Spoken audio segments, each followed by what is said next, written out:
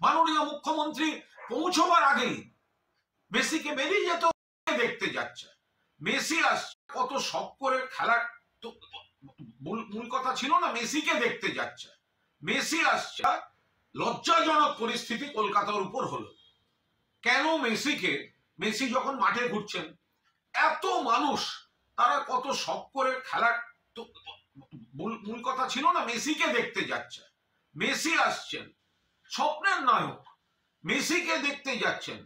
তো মাঠের মধ্যে যখন মেসি ঘুরছেন, তো বাকিরা মেসিকে একটু সামলে শুধু তার নিজস্ব দেহরক্ষী দিয়ে একটু ভিড় থেকে আগে মানুষের দিকে তাকিয়ে হাত নাড়তেন। তারা যারা এই এত দামি টিকিট কেটে দেখতে এসছেন তারা দু চোখ ভরে দেখতেন।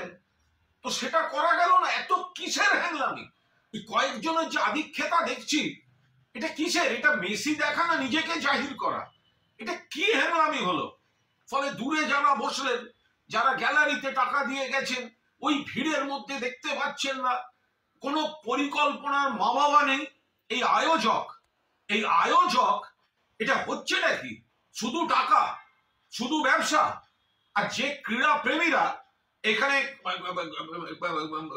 গেলেন, পুরো যুব ভারতী ভরিয়ে, অনেক বড় ডার্বিতেও এত লোক হয় না। সে মানুষগুলো কিন্তু সকালে গেছে শুধুমাত্র মেসিকে দেখবে বলে। মনে রাখবেন 2011 খেলা হয়েছিল, মেসি খেলেছিল আর্জেন্টিনা ভেনেজুয়েলা।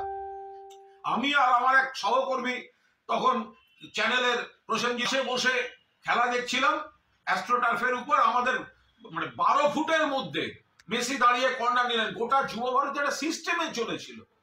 এটা কি? যারা মাঠের মধ্যে, একটা মানুষ গ্যালারিতে বসে সে কি দেখবে ওই ভিড়ের মধ্যে? কোনো পরিকল্পনা থাকবে না। মাননীয় মুখ্যমন্ত্রী পৌঁছবার আগেই মেসিকে বেরিয়ে যেতে হচ্ছে। জল ছুঁড়েছেন কিছু দর্শক, জল ছোড়াটা হয়তো অন্যায়, উচিত নয়, আলাদা। বাট তাদের ক্ষোভটা কি করে অস্বীকার করবো? যে মানুষটা এত দামি টিকিট কেটে সকালবেলা নীল সাদা জামা পরে মেসিকে দেখবেন বলে গেছেন, তিনি যদি দেখেন দূরে ওই একটা জটলা শুধু ঘুরে বেড়াচ্ছে, এই হ্যাংলাগুলো কারা? এই আয়োজকটা কে?